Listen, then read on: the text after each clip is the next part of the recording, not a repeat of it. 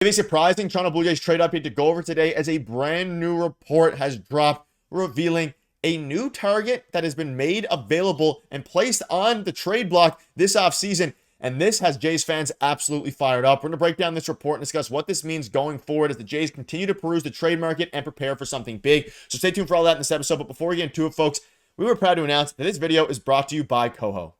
Are you tired of the same old banking experience? If so, then it's time to check out Koho. Koho is Canada's leading fintech alternative to traditional banking, designed to help you spend smarter, save better, and even build your own credit all in one app. Koho is a Canadian company that offers 4% interest on your entire balance, and this is a non-promotional rate, which means it's one of the highest interest rates in Canada. And with Koho, you can earn up to 2% cash back on everyday spending, things like groceries, eating out, transportation, and more. But it doesn't stop there. Koho makes building credit easier than ever before, and the average Koho user sees their credit score rise by 22 points in just 3 months. Plus, there are no hidden fees. You can earn up to 4% interest on your balance and even get a cash advance of up to $250 interest free. Koho makes managing your money fun and effortless, and the best part is your funds in a Koho account are insured by the Canada Deposit Insurance Corporation up to $100,000. Are you ready to take control of your finances? Click the link in the description or the pinned comment down below and use code JAYS20. That is code JAYS20 to get a 20 Canadian dollar reward when you sign up and add $20 into your account. Check them out, and thank you once again to Koho for sponsoring this video.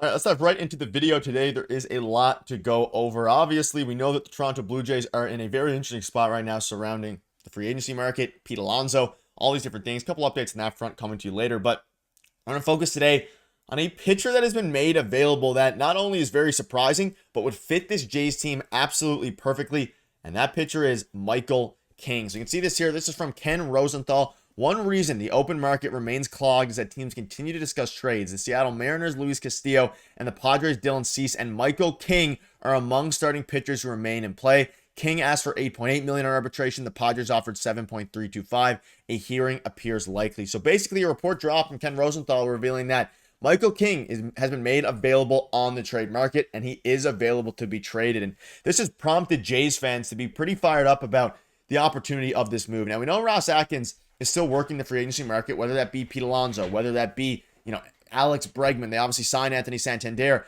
but somewhere where they're always active is in the trade market. They obviously traded for Andres Jimenez earlier on in this offseason, and now if you're looking at a starting pitcher, they still desperately need one. We've heard rumblings of Max Scherzer. We've heard some rumblings about Jack Flaherty. When it comes to a trade, Michael King, who has just recently been made available, would make a ton of sense. I don't think he would cost an absurd amount. And of course, Dylan Cease as well, who we'll have a video on in the future. But regarding Michael King, he's a very interesting case. And you see here, Padres have discussed Michael King in trade talks. The month of January is almost done, which means pitchers and catchers will soon be reporting. Let's not forget, ladies and gentlemen, we're a bit over 2 weeks away from when Vladdy's deadline is to get extended. Still haven't heard much on that. But Ken Rosenthal reports the part of the reason things are moving slow is because Michael King has been made available. And of course, with King available, it's going to be very interesting. Now, also to note, each of these pitchers, both Dylan Cease and Michael King, are entering their final season of arbitration control. And like we mentioned earlier here, the Padres and Michael King did not come to an agreement. They were $1.5 million apart.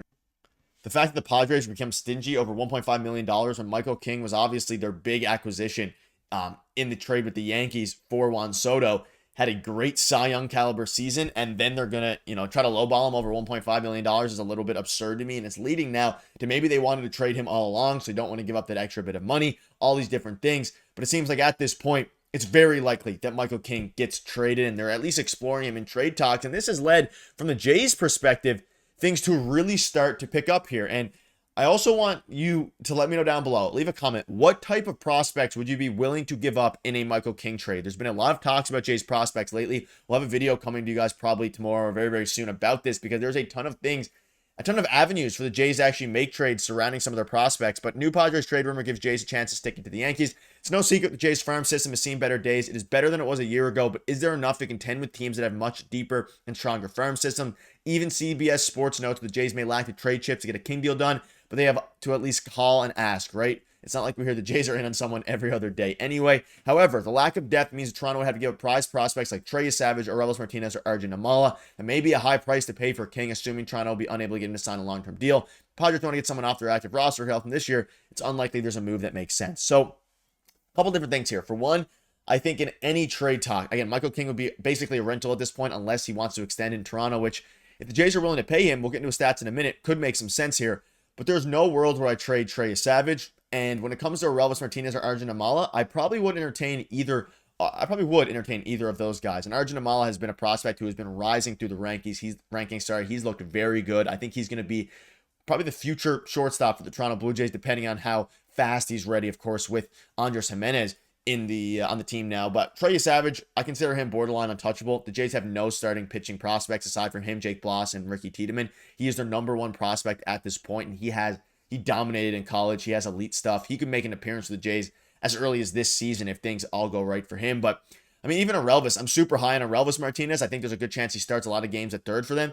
But if you can get a Michael King type player, he is an elite starter in this league. With San Diego, he posted a 2.95 ERA over 30 starts, almost 200 innings, 201 strikeouts to 63 walks. He won 13 games, and he was a top 10 Cy Young finalist. And of course, he would fit great with the Jays. That's no doubt. Now, is there a realistic option? Do the Jays have enough to offer him? That's the big question. And when it comes to the CBT for Toronto, you can see here, COT's baseball contract has Toronto's tax payroll at about $254 million.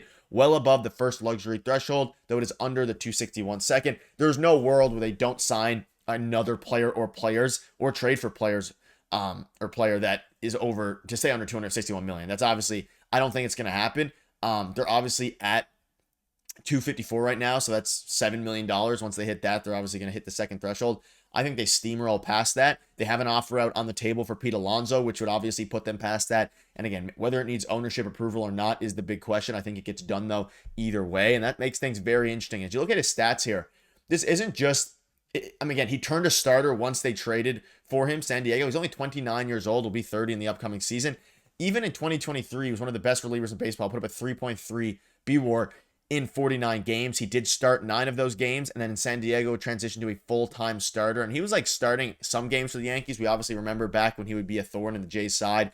I mean, he would, whether he was closing games, starting games, he pitched 104 innings, and then he got ramped up, went 13-9 with a 4.2 BWAR. He would be an elite fit for this team, and this starting rotation would be absolutely filthy. And if they want to go all in, it would be the move to make. That being said, you'd like to hope to have some sort of inclination that he'd be willing to sign a long-term deal, because giving up Trey Savage or Relvis or even Arjun Amala, yes, prospect hugging is not a good thing to do, but the Jays have no depth in the prospect system. It's better than a lot of Jays fans thought, but it's not quite as good as it needs to be. So let me know down below what your thoughts are on this. It's going to become very interesting. It's going to be very interesting to see what they do. Ultimately, I think the Jays do make a move. Whether it's Michael King or another starter is still up in the air, but we'll keep you guys up to date with all the latest news. The regular season is fast approaching, so this is the place to be. Make sure to hit that subscribe button. Thank you guys for watching. See you later.